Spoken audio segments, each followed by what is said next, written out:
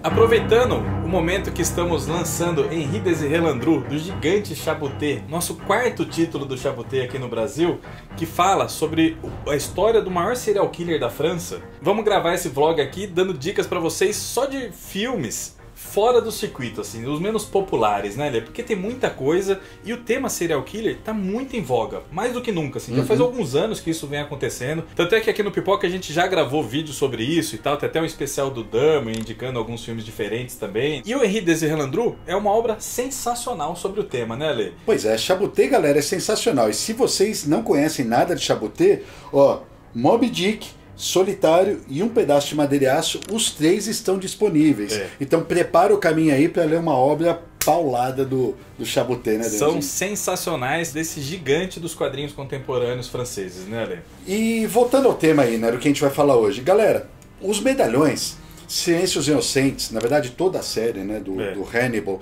sei lá, Seven, Psicose, O Massacre da Serra Elétrica, Zodíaco, até Death Proof do Tarantino, M, Vampiro de Düsseldorf. Esses daí que estão em geral nas listas de melhores filmes de psicopatas, de serial killers, de todos os tempos, a gente não vai se centrar porque é meio que chovendo molhado. Exato. Vamos trazer, que nem o Danazinho falou, filmes fora do circuito, filmes não necessariamente norte-americanos, né, de outros países. Então vai ter filme coreano, vai ter filme italiano, vai ter filmes antigos também. Vai ser um panorama super interessante, porque o primeiro filme que eu vou citar aqui, ele é de 47.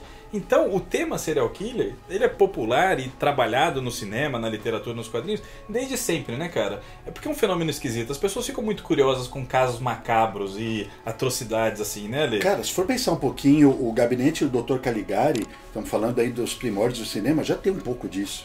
Né? Sempre realmente teve um fascínio. E hoje em dia, acho que muito por conta de Netflix, com um monte de documentário, esse serviço de streaming, assim, tem acontecido muito. Por exemplo, a editora Darkside, pô, tem todo um filão ali de publicações só de serial killer, né, cara? Com certeza. Lá fora tem muito podcast sobre... Com uma autora nacional, que é a Ilana Casoy, que faz um sucesso aí, né? Então. Lá fora tem um monte de podcast sobre isso. Aqui no Brasil tem também o Modus Operandi, agora da Carol Moreira. Então é um tema, assim, que acho que sempre vai ter espaço e, quando bem tratado, geram algumas obras-primas. Vamos a elas. Vamos lá. Então o filme de 47 que eu vou citar é o Monsieur Verdoux, do Charlie Chaplin, que é baseado no Henri Désiré Landru.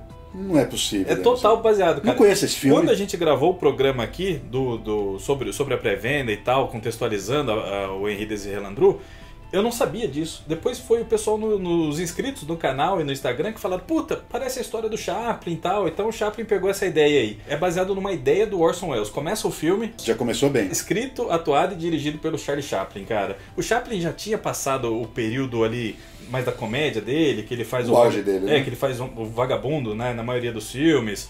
E em 47... ele estava começando a sofrer perseguição por conta do macartismo, cara, da era McCarthy e tal, a caça às bruxas que teve nos Estados Unidos. E esse filme foi o que complicou mesmo a vida dele depois disso. Ele não podia mais voltar para os Estados Unidos, teve que ficar na Inglaterra e tal. A vida dele se complicou muito por conta desse filme. Porque ele faz, cara, sérias críticas ao capitalismo e ao militarismo, assim. Então os caras já achavam que o Chaplin tinha um pezinho no comunismo e tal. A partir de então eles tiveram certeza, cara. E a perseguição ficou acirrada pra ele por cima disso. Qual que é o esquema do filme? O Landru, como a gente falou naquele programa, o verdadeiro, né, o assassino francês, ele matou durante a Primeira Guerra Mundial e ele só foi preso em 21 e a execução mesmo, a condenação aconteceu em 22, né? Então um pouquinho depois da Primeira Guerra Mundial. O Chaplin, ele citou o filme dele, o Monsieur, inclusive ele chama Henri Verdoux, a homenagem já tá aí, né? Ele situa o filme dele durante a crise de 29, cara, no começo dos anos 30 ali. Então era um cara que trabalhava no banco durante 30 anos, que de repente ele é mandado embora, não sabe mais o que fazer da vida, já tinha um instinto ali meio de psicopata e tal, e ele começa a cometer crimes, ele tem vários relacionamentos e casamentos com mulheres mais velhas, às vezes viúvas, às vezes são umas solteironas, ricas, com grandes propriedades e tal. E aí ele assassina essas mulheres e pega a grana, subtrai a grana delas, a propriedade e tudo mais. Mesma coisa. Mesma coisa, cara. É total. Ele pega total a história do Landru e adapta então para os tempos da Grande Depressão. Só que o filme se passa na França também, né? Vai ser muito legal quando o pessoal lê o Chaboté e depois assistir esse filme aí, porque eles se complementam muito bem, cara. Puta de um filmaço ali. 2 horas e pouco, é um filme falado do Chaplin, mais em preto e branco também. Um Chaplin super maduro mesmo. Claro, tem comédia, né? Tanto é que é descrito no comecinho, assim que aparece o crédito, assim, põe a Comedy of Murders. Então tem a comédia, tem um lado mais conhecido do Chaplin ali, mas também trata uns temas super pesados. Nossa, fiquei muito afim de ver, Danielzinho. Vou atrás desse. Viu? Pode ir que você vai adorar, Lê, filmaço. A gente tá indo pelos primeiros, por ordem? Eu escalonei as minhas indicações aqui por ordem cronológica. Mas eu vou dar um salto bem grande, viu? Pra onde você vai agora? Porque o meu filme é de 1971. Eu deixei a cola aqui, Danielzinho, porque eu não sei falar o nome desse filme em italiano. Non si se visa un paperino. Olha, em português, galera, é O Segredo do Bosque dos Sonhos.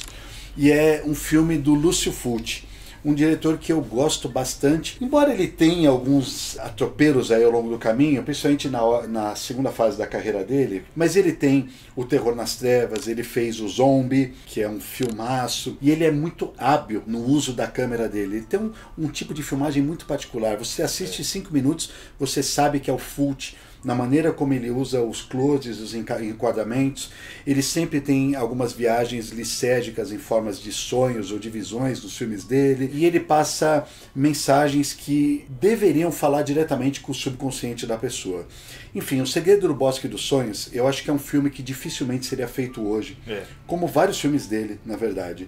Já assistiu isso daí? Sim, assisti. Acho o filme sensacional, mas realmente, assistir com os olhos de hoje tem algumas coisas esquisitas ali, principalmente na coisa das crianças e tal, né, cara? Inclusive, nos Estados Unidos, ele é chamado como Don't Torture a Duckling, que é algo como não torture uma criança, um patinho, mas no sentido de ser uma criança. É com a Florinda Balkan, que pouca gente sabe, mas ela é uma atriz nacional, cara. Então, eu não sabia, você que me contou, cara. Ela é uma cearense. Ela fez alguns filmes norte-americanos, fez muita coisa no cinema italiano, e ela é uma boa atriz, bonita e boa atriz. O que acontece nesse filme, Segredo do Bosque dos Sonhos? Você está num vilarejo lá na Itália, pequenininho, saca? Onde fofocaiada para todo lado. Todo mundo se conhece. Todo mundo se conhece, exatamente. E você tem as crianças locais, que são tudo umas pestes, que ficam entrando e saindo das casas, zoando, tal, não sei o que lá. Elas frequentam direto a igreja local, ficam lá jogando bola com o padre. Enfim, é uma típica comuna pequena italiana dos anos 70. E aí um moleque aparece morto. O moleque é perseguido numa cena em que ele está fugindo à noite, a câmera fica inteira em cima dele, ele olha, aparece, dá a impressão que ele conhece o assassino, toma uma paulada, cai, já corta a câmera, o moleque está morto. Na sequência, o que eles estão falando, mas o que aconteceu com essa criança, tal, não sei o que lá, o que talvez fosse encarado como um crime isolado, pá! Outra criança. E muito rápido, outra criança. Aí entra a habilidade do Fulci, porque ele desenvolve algumas tramas paralelas que sempre indicam para você quem deveria ser o assassino. Você, espectador, acha que você... então o assassino é esse. Então o assassino é aquele. Então... E ele vai sempre te pegando no contrapé. Ele segura a onda da revelação até o finalzinho mesmo. Até o finzinho. Ele é muito hábil. Tem uma hora lá que você fica achando, fala, puta, é ela, não sei o que. E não é. E, bicho, destaque pra violência gráfica do negócio mesmo, né, cara? Porque o Fulci e tal, toda essa galera do Giallo aí, às vezes eles apelavam mesmo pra mostrar a violência, umas coisas bizarras, assim. Então tem cenas que você fica, cacete, bicho. Pode um negócio desse, né? É um filme pesado, inclusive tem cena de nudez envolvendo um adulto e criança. Que é o ponto que, né, coisas que, né? Se você acha que em beleza americana o pessoal foi além, o que fazer nos anos 70 era muito mais complicado, cara. Esses filmes não podem e não devem mais ser feitos hoje em dia. Mas a gente assiste sempre buscando contextualizar o momento. Daqui a pouco esse filme vai fazer 50 anos. E olha a violência e o tanto que ele é gráfico, como você mesmo falou. E por mais que o sangue que apareça seja aquele sangue estilo dos filmes do John Wayne, sabe? Um vermelhão vivo e tal. Para as plateias da época, nossa, deve ter sido chocante, é muito chocante. Porrada. Tem uma cena lá da moça sendo espancada no cemitério que, pelo amor de Deus, é muito... Assim, dá vontade de desviar o olhar, assim, às vezes, sabe? É bem, bem pesado. Na verdade, a maioria dos filmes aqui, acho que tirando o Chaplin, é pra uma plateia adulta mesmo, né, cara? A gente tá falando de um tema pesadíssimo, é serial killer, né? Tome cuidado aí, não é pra todos os públicos, né? Já que estamos nessa seara dos filmes italianos, do Giallo aí, minha próxima indicação é justamente dessa época, cara, que é o 6 Mulheres para um Assassino, do Mário Bava. Ô, Danielzinho, já que você falou de Giallo, o pessoal pode não saber bem o que é o Giallo, né? Cara, a gente vai fazer, vamos explicar mais ou menos o que é, mas dá pra fazer um programa inteiro dos diálogos e sobre as obras-primas desse gênero, cara. Ele é um tipo de um precursor dos filmes slasher. Você vai ter sempre um assassino e a polícia, tipo, indo atrás desse assassino, procurando, em geral, um assassino em série. Não estamos falando muito de mass murder. Não. E você tem uma série de características estéticas. Eu acho que tem a coisa de ser produzido na Itália também. Né? Diálogo, obviamente. Nesse período, tem a coisa de sempre ter a trama detetivesca, como você falou. Muitas vezes a polícia é vista como uma coisa ruim, que mais atrapalha, e às vezes até são meio trapalhões, são meio... por conta da época mesmo que foi produzido assim, né? O italiano com a coisa da autoridade e tal. Então, muitas vezes a polícia é vista de maneira meio esquisita, assim, mas sempre tem sempre não, né? Mas na maioria dos filmes de diálogo tem o detetive, Muitas vezes a polícia nem desvenda, né? Quem desvenda é uma pessoa que está envolvida na trama. Tanto é que no Segredo do Bosque, que você falou agora, quem costura a trama é um detetive também, né? E tem também a coisa da sensualidade, né? Belíssimas mulheres, bem sexual mesmo, né? O gênero revelou diretores incríveis, como o Fucci, que eu acabei de falar, o Argento. Aí tem o Bava, que eu vou citar agora. Que é um dos pais da coisa, Um dos pais. Ele meio que inventa o gênero, né? Com Olhos Diabólicos. E em 64, com As 6 Mulheres para o Assassino, ele estabelece todas as convenções do que seria o cinema giallo, né, cara? E ele pega um personagem que é a cara do Questão, né? Igualzinho Questão. Mas para completar os principais diretores, tem também o Sergio Martino, né, cara? E aí você tem uma boa noção do que ir atrás para conhecer esse cinema italiano, que, puta, tem obras maravilhosas, cara. O 6 Mulheres para um Assassino eu acho um dos melhores. Eu não sou nenhum especialista no gênero. Na verdade eu comecei a curtir muito faz pouco tempo. Os 6 Mulheres sempre foi a indicação, tipo, pra entender, tem que ver. Na abertura, bicho, você já fica fascinado com a trilha sonora, com a apresentação, com as cores. É um jeito de filmar, bicho, sensacional. A sinopse básica dos 6 Mulheres para o Assassino claro, se passa em Roma e é um serial killer que só mata mulher. Como você falou, tem o visual que lembra o Questão, né? Uma máscara assim, chapéu e tal. E se passa principalmente ali num ateliê, na casa da Condessa Cristina, que é interpretada pela Eva Bartok. Primeiro tem uma morte cruel de uma das modelos ali, a Isabela. E a trama se desenrola por conta de um diário, um caderninho, que faz a ligação dessa primeira vítima com o assassino. E aí na sequência vem esse serial killer só matando as modelos e tal. Na verdade, a Isabela, ela toma nota de tudo a respeito da vida de todo mundo nesse caderninho. Depois né? a gente vai descobrindo mais e descobre que ela é chantagista e tal. Tem todo um lance ali. Mas isso daí seria o que iria incriminar o assassino e revelar toda a parada, né, cara? E é um negócio assim também pesado. Se o Hitchcock inventou, meio que padronizou a cena de morte no chuveiro, o Mário Bava, nesse daí, padronizou a morte em banheira. Tem uma cena bem icônica na banheira e tal. Mas olha, é um puta de um filme também. Você fica angustiado pra saber até o final quem que é. Eu não acho o roteiro excepcional, mas pra entender o diálogo e essa coisa visual que representa, é fundamental, cara. É muitíssimo bem gravado. Fantástico de assistir em termos de estilo, cara. O Mário Bava, ele foi um monstro, né, Zinho? E o cinema italiano, durante muitos anos, ele produziu tendências. Tem a tendência dos épicos, por exemplo, em que até o Bava participou, aqueles épicos dos anos 50 e 60, que tinha Hércules, Maciste, Aquiles. O cinema Peplum, que fala, né? Que é filmado em Roma e tal, desses grandes épicos. Todos esses caras aí é cobra criada desse cenário, pois cara. O Dario Argento foi assistente também de direção de uns A gente assim. pensa muito nos westerns do final dos anos 60 e anos 70 deles, que gerou uma nova tendência. E os diálogos, eles repercutem nos anos 70 nos Estados Unidos e trazem toda uma geração de diretores. Inclusive John Carpenter, que faz o Halloween, ele é influenciado por esses trabalhos italianos. Então você vê como uma coisa puxa a outra. O meu próximo filme, ele é de 1974, e ele é influenciado também pelos trabalhos de diálogo. É o Noite do Terror. Em inglês é Black Christmas. Se vocês forem procurar, tem até uma refilmagem aí do Black Christmas, foge disso, que é uma baita numa tranqueira. Ele é dirigido pelo Bob Clark, que é um diretor que, de cabeça, eu não lembrava quem era, eu fui procurar no IMDb, cara, e ele não é um grande diretor de terror, né? Esse cara, ele é um diretor de comédia romântica, Danielzinho. Um monte de comédia romântica e comédia tranqueira também. Ele fez Porky's, 1 e 2. Mas ele também foi um dos caras que filmou várias coisas do gênero. A história é bem simples, é um bando de garota na noite de Natal, que estão numa fraternidade, elas estão passando a noite de Natal juntas, e elas são aterrorizadas por um psicopata.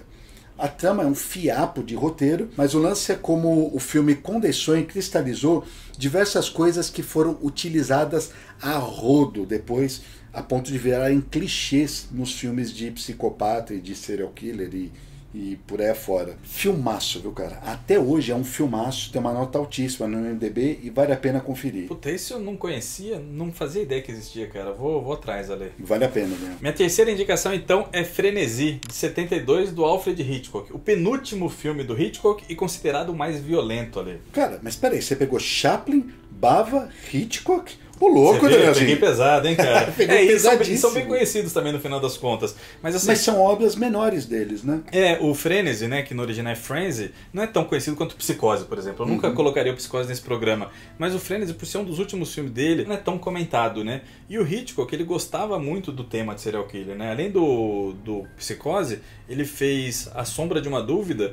E um dos primeiros filmes dele, de 27, O Pensionista, também é sobre serial killer, cara. Esse de 72, o Frenesi, se passa em Londres e conta a história de um assassino também brutal, assim, extremamente violento, que só matava mulheres com uma gravata, cara. Então era o tipo serial killer da gravata. E aquilo, né? Hitchcock total, você não sabe pra onde vai parar a trama, mas tem sempre aquelas sacadas magistrais dele de te enganar, te levar pra um caminho, mas achar que é outro, sabe? Ele não demora muito pra revelar quem é o serial killer, sabe? Aí tem todo o lance dele tentar acusar um amigo dele, um cara próximo a ele. Um filme fantástico, fantástico. Hitchcock, assim, da melhor categoria, só que não tão comentado. Minha próxima indicação é A Morte Pede Carona, de 1986. Clássico também. Classicaço. Rutger Hauer, né? Rutger Hauer. Eu acho que até teve uma refilmagem também, que foi bem porcaria, viu? Geralmente é assim, né? Nossa. Filme bom, refilmado é porcaria, né? Danielzinho, o Rutger Hauer, nos anos 80, ele picava, cara. Eu comecei a lembrar de cabeça... foi Conquista Sangrenta, foi Blade Runner. É muita coisa que ele fez, ele era muito bom. Sou fã da carreira desse cara, viu? E aqui ele faz um papel de um psicopata extremamente assustador, mas muito assustador. O filme começa numa estrada desolada, eles estão em El Paso, é só deserto para todos os lados, numa época em que não tinha celular, não tinha nada disso. Tá chovendo, o garotinho, que é o C. Thomas Howell, vê ele parado pedindo carona, encosta e fala assim: minha mãe falou pra eu nunca fazer isso, mas eu vou te dar uma carona. Maluco. Pra quê? Pra quê, cara? O Rutger Hauer entra, assim, senta e você já vê que ele é muito esquisito, mas completamente esquisito, e ele nem disfarça, não responde direito, ele, em coisa de 5 minutos de conversa, ele já começa a aterrorizar o moleque, cara. Ao ponto dele sacar uma faca e colocar na cara do moleque. Inclusive, fala, o Rutger Hauer, ele era mestre em improvisar as coisas, né? No programa do Blade Runner, a gente fala que todo aquele diálogo final, que provavelmente é o ápice do filme, é inteiro improvisado. Ele vai, mete a faca na cara do C. Thomas Howell, fala que aquilo não estava no roteiro, o ator ficou mesmo: o que está acontecendo aqui? que é esse cara? E você já descobre que ele é um psicopata que pega carona e mata as pessoas. Ele já fez isso um monte de vezes, mas numa manobra assim que o motorista faz, consegue abrir a porta, jogar ele para fora e fugir. Aí o psicopata, ele quer aterrorizar ele. Ele quer incriminar ele de todos os crimes dele, porque ele ficou com a carteira do motorista. É o serial killer com uma missão agora, né, cara? Com uma missão, cara. Foda. Danielzinho do céu, vou te falar, mas esse moleque sofre, viu? E o filme não mede esforços nas atrocidades que vão acontecendo, cara. Acontece um monte de tranqueira. E o Rutger Hauer é tipo o Rambo, cara. Ele acaba com uma delegacia de policial, ele derruba o helicóptero, ele faz o diabo a 4. O filme é da hora, O filme é bom mesmo. tá sempre nas melhores listas de psicopatas. Foi dirigido pelo Robert Harmon, é a estreia dele na direção e é um grande momento. E o melhor filme dele. O melhor filme dele de longe, com certeza. Minha próxima indicação é Henry, Retrato de um Assassino. Nossa, de filmaço. 86, do John McNaughton. Conta a história de um serial killer que realmente existiu, né? O Henry Lee Lucas, que é interpretado pelo Michael Hooker.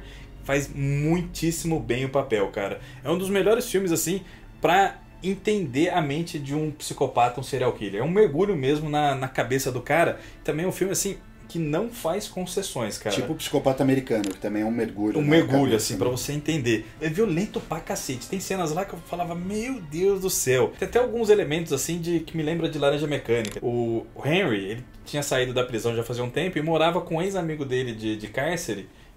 Assim, os dois viviam a vida lá fazendo os trabalhinhos que dava, moravam num apartamento horrível, e aí esse amigo dele recebe a irmã, que também teve problema no casamento, recebe pra morar junto. Aí ficam os três ali.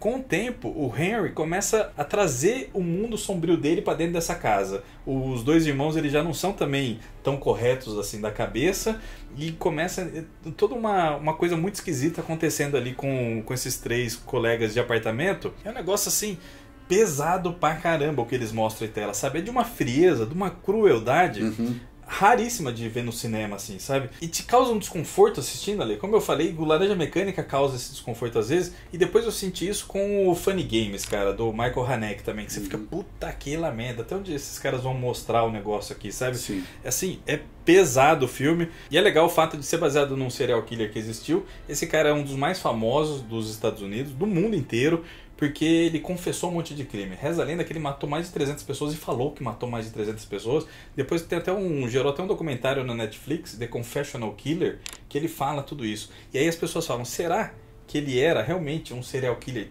tão terrível, ou ele é um dos maiores mentirosos da história, assim? Porque ele foi condenado mesmo por coisa de 10 crimes, né? 10 crimes que foram averiguados e tudo mais.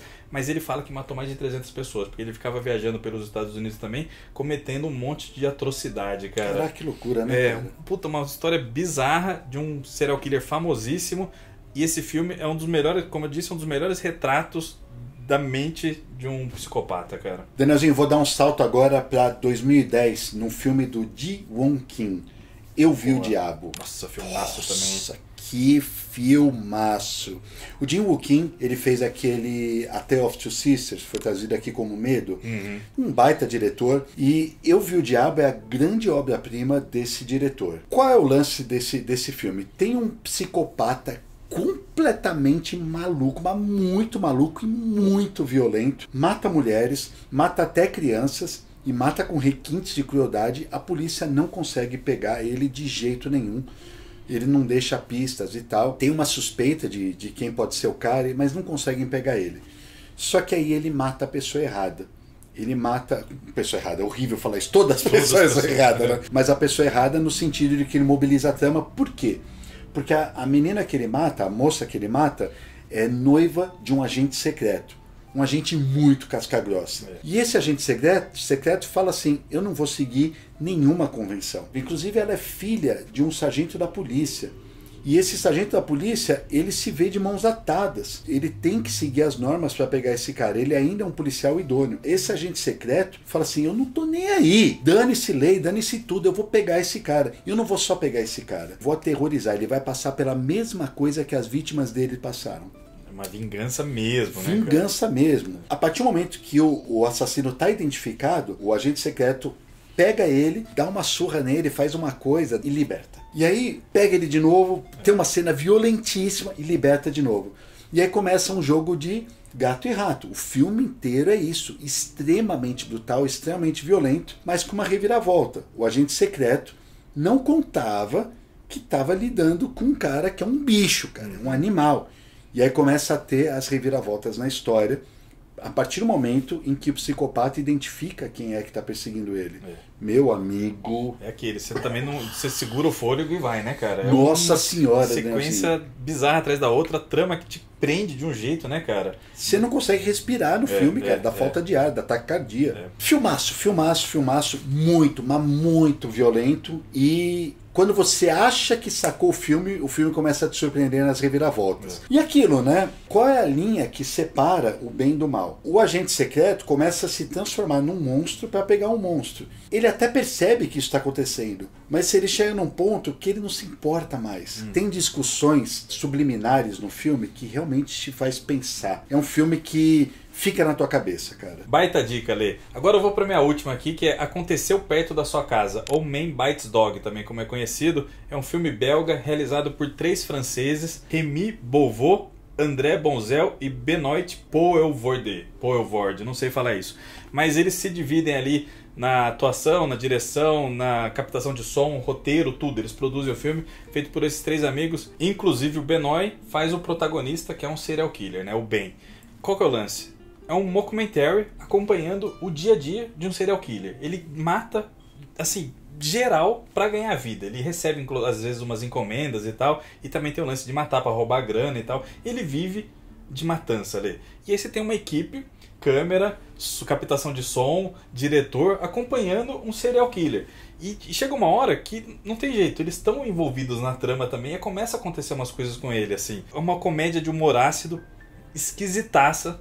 O filme é todo preto e branco. A estrutura do mockumentary é muito famosa pra comédia, assim, né? Tem muita coisa em série, tipo The Office, Modern Family e tudo mais. E é esquisito ver isso num filme de serial killer, cara.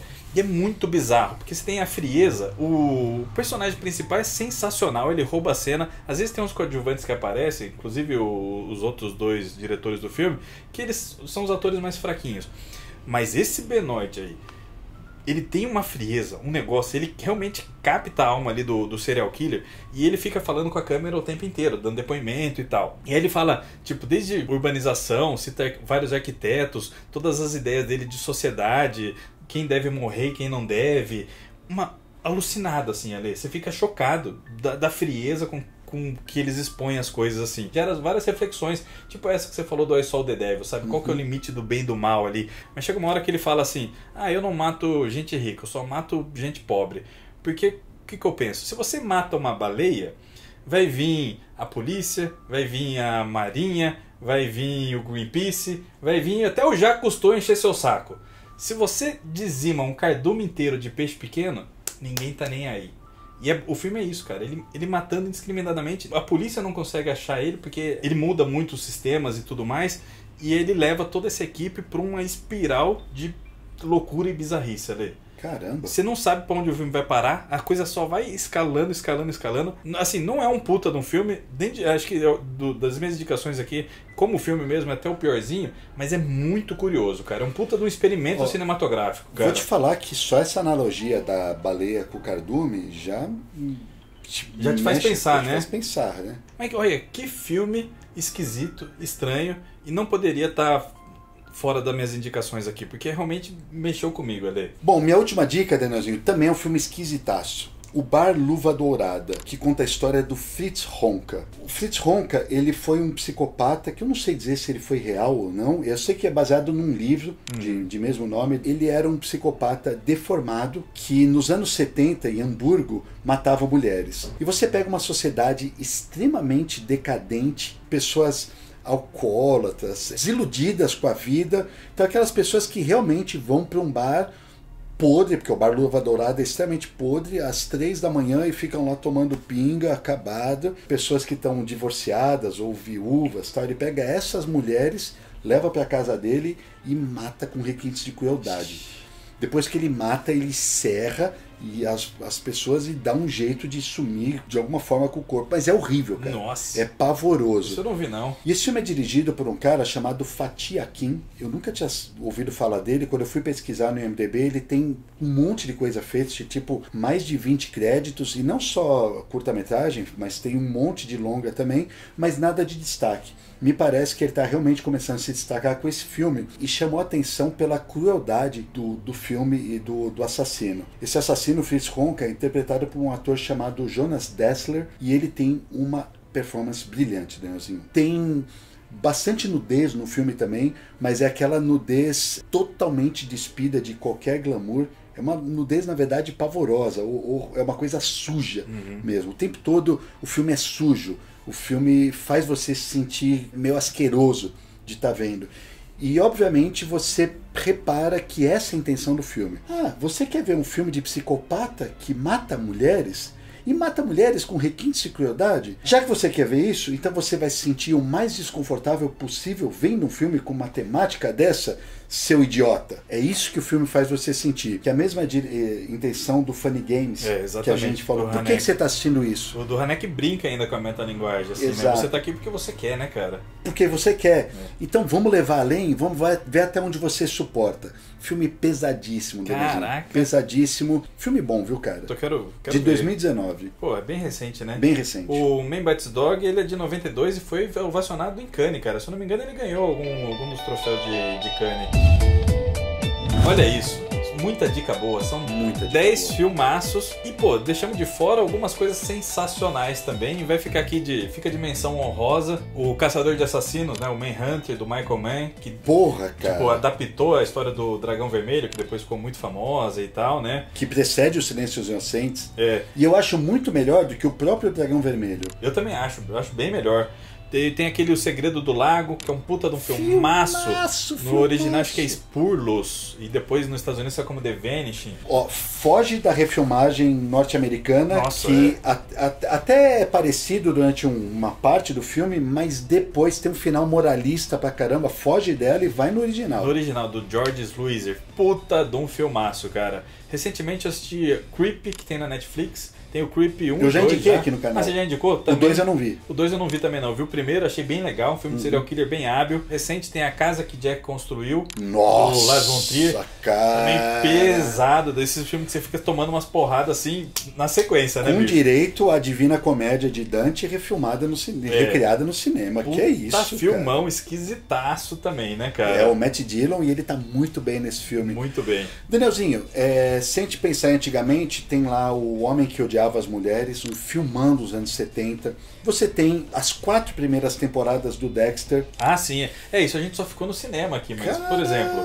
tem Mindhunter, que tem feito um trabalho super legal também, acho que tá na 3ª temporada, se eu não me engano, na Netflix, que é um dos produtores e um dos diretores dos primeiros episódios, é o Fincher. O Fincher é um maluco por serial killer, né? Fez Zodíaco. A gente falou no começo, fez Seven, Zodíaco, fez Os Homens que Não Amavam as Mulheres, sim, né? o primeiro livro, né, que é o primeiro filme, tem lá um psicopata, também. Killer. Então tem muita coisa, é um gênero aí que rende pra caramba. Se tiver bastante joinha esse vídeo aqui, a gente pode voltar a comentar séries e documentários em série de serial killer. E a gente tenta trazer o Bruninho aí pra falar também. Pois é, então vai depender... Quais serão as indicações do Bruno pra vocês? De vocês aí. Se vocês curtirem esse vídeo, deixa o joinha. Se for um número legal, fala uma quantidade de joinhas aí. 60 mil.